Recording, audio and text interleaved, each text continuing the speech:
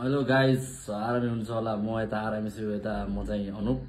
अनि आज हामी चाहिँ के अरे बुटोलबाट त्यो तल एक्स्ट्रा टेक ओभल ग्राउन्डमा एकदम यात्राको लागि जाँदैछौँ। अनि ठ्याक्क हामीले पहिला पनि एकचोटि गएर रातिमा बनेको थियो भिडियो। अहिले चाहिँ आज दिउँसोमा जाने प्रयास गर्दैछु म अनि भाइ परिवेश भाइ। अनि मेरो चाहिँ पहिलो रातिको भ्लग चाहिँ देखिरहनु भएको छ। भाइले बनाएको भ्लग पनि मन पराइदिनु भयो। अनि हाम्रो दाजु मनोज घिमिरे दाजु कृपया यहाँ आइदिनु हार्दिक अनुरोध गर्दछु। उता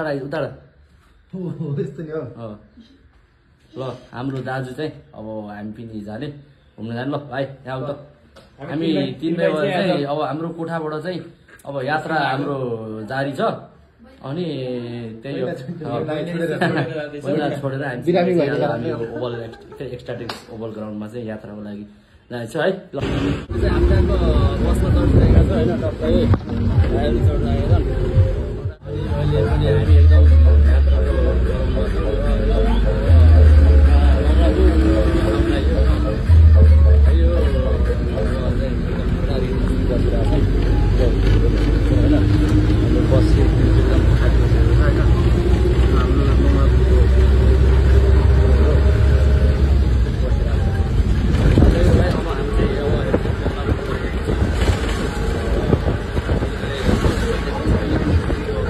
यो के अरे मङ्गलापुर झरेर चाहिँ अब उता ग्राउन्डतिर जाने बाटोमा छौँ।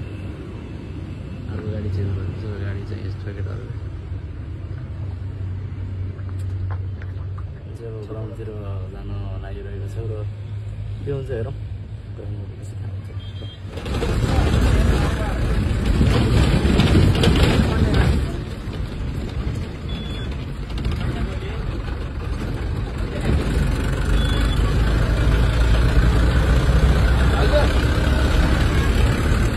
अहिले चाहिँ हामी यात्रा गराउमा छौँ र हामीलाई चाहिँ अहिले यो चितवनको जङ्गल सफारी गर्छ जस्तो फिलिङ भइरहेको छ। त्यहाँबाट एकदम बाटो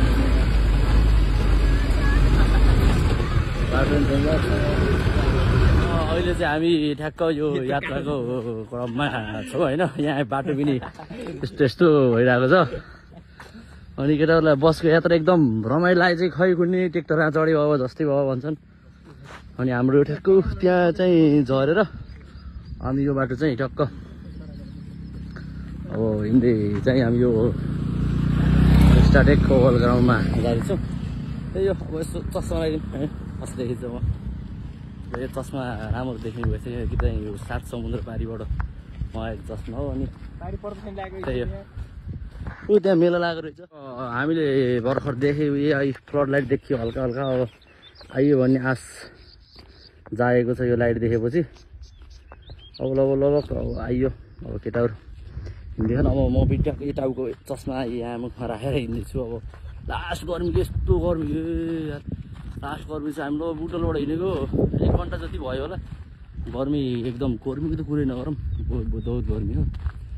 अनि त्यही हो, अब हामी त्यहाँ हो लगभग केही बेरमा पुग्छु होला।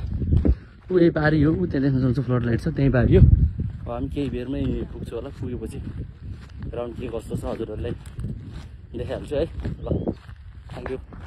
फाइनल्ली हामी चाहिँ ग्राउन्डको नजिक आइपुगेका छौँ। हामीले एकदम पसिना भएर यो रमाइलो भयो यात्रा। ठ्याक्क ग्राउन्डको नजिकमा छौँ। अनि हाम्रो फ्लड लाइट हामी देख्न सक्छौँ। कतिवटा एउटा दुईवटा 4वटा 1 2 4वटा मात्र हो र। 5वटा उता रहेछ एउटा। हामी ठ्याक्क ग्राउन्डमा छौँ। अब ल भित्र गएर कस्तो हुन्छ हामी हजुरलाई देखाउँछ है त। ल हामी चाहिँ फाइनल्ली ग्राउन्डमा आइसकेको छ। यहाँ पिएम कपको बोर्ड चाहिँ हामी देख्न सक्छौँ र म टक्क हामी आइसकेका छौँ होइन। यो हाम्रो extra tech oval international oval cricket ground हो यो होइन। एकदम राम्रो लाग्यो, दुबोसुबो उभिएर राम्रो भरेछ पानी सानी राखेर। अब हामी अगाडि गएर भित्र छिर्ने कोसिस गर्छौँ होइन। यहाँ लेखेको छ अनुमति बिना प्रवेश निषेध लेखिरहेको छ। अनि हामी हिँड्दैछौँ। त्यहाँ त्यही त स्कोर बोर्ड रहेछ। यहाँ चाहिँ ठ्याक्क पवेलियन एउटा बन्न लागिसकेको रहेछ सायद। यो बन्दी होला के। ठिक छ, ग्राउन्ड चाहिँ एकदम मलाई राम्रो लाग्यो। त्यही हो। हामी भित्र छिर्ने प्रयास गर्दैछौँ के कस्तो हुन्छ हामी त्यो देखाउँछ है त ल हामी चाहिँ ठ्याक्क हामी इन्ट्रान्समा छौँ हाम्रो यो ग्राउन्डको हामी इन्ट्रान्समा छ होइन त्यही अब रमाइलो हुँदैछ ठ्याक्क हामी इन्ट्रान्समा छौँ रमाइलो अब ठ्याक्क स्टेडियममा चाहिँ एकचोटि ढोगेर ढोगेर छिरौँ होइन ल एकदम राम्रो लाग्यो मलाई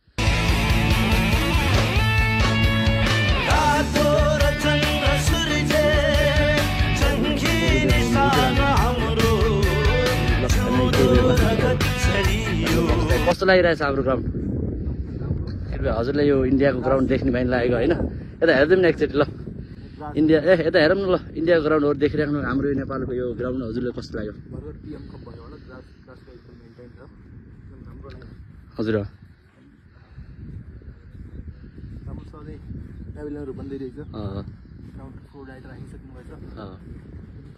हजुर ठिक छ ल व्यक्तिगत लगानीमा ठुलो ग्राउन्ड बनाइराख्नु भएको छ ठिक छ यो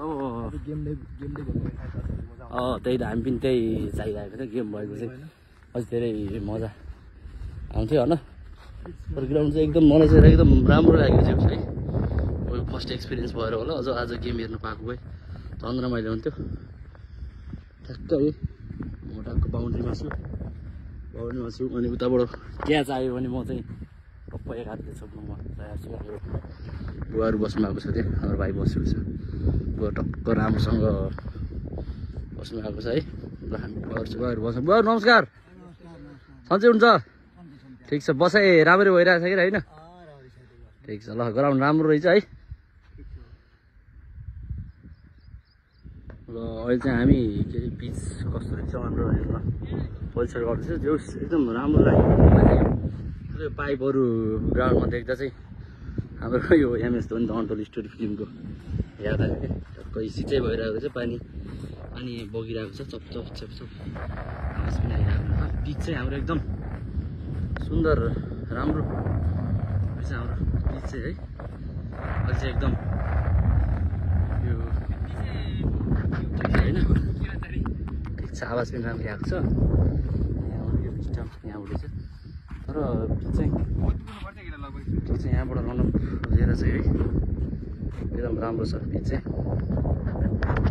अनि हामी अहिले चाहिँ पिचको अवलोकनमा छौँ पिच चाहिँ एकदम राम्रो छ हल्का चाहिँ ग्रास रहेको छ अहिले चाहिँ यो पानी भएर होला है अहिले चाहिँ पानी सुकिसकेर होला अब बिचमा भेट्छ र हेर्न सक्छु हाम्रो ट्याक्क ग्राउन्डको भ्यू यो पर्फेक्ट भ्यू आउने चाहिँ यहाँबाट चाहिँ एकदम राम्रो छ है ग्राउन्ड ल सबैजनालाई मिल्छ भने एकचोटि हेर्न आउनु होला किनभने आफ्नै गाउँठाउँमा बनेको आफ्नै दाजु विनोद कुमार दाजुले बनाउनु भएको उहाँलाई एकदम सलाम छ हृदयदेखि सम्मान छ दाजुलाई है ठ्याक्क अहिले ग्राउन्ड हेरेर फर्किसकेका छौँ है ग्राउन्ड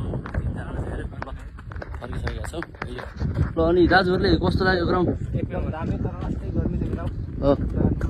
अब के भन्न चाहनुहुन्छ हाम्रो हेर्ने दर्शकहरूलाई बोलाउँ न कि दाजुहरू एकदम मन हुनु किनभने उहाँहरूलाई एकदम गर्मीले सताइरहेको छ बिचरा ऊ भाइले साइकल विराट कोहली जर्सी रहेछ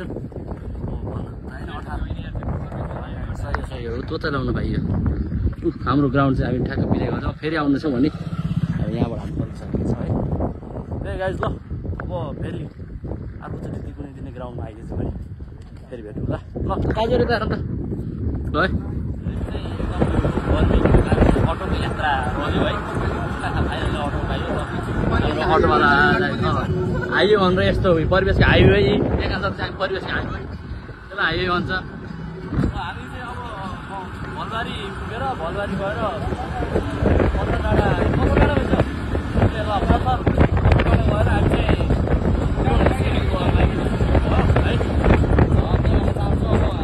दर्शकहरूले हामी हेरेर आइसक्यो एकदम राम्रो लाग्यो हजुरहरू पनि एकचोटि आफ्नो मिलेसम्म आउनु होला किनभने आफ्नो गाउँठाउँको दाजु पिटीको दाजु हाम्रो कुवर दाजु विनोद दाजु कुवर दाजु हाम्रो व्यक्तिगत लगानीमा चाहिँ एकदम राम्रो लाग्यो र बिस्तारै बन्दैछ ग्राउन्ड आगामी दिनमा नयाँ नयाँ इन्टरनेसनल खेलहरू हुन्छन् भन्ने हामीले आशा पनि छ यही हाम्रो राजमौली है त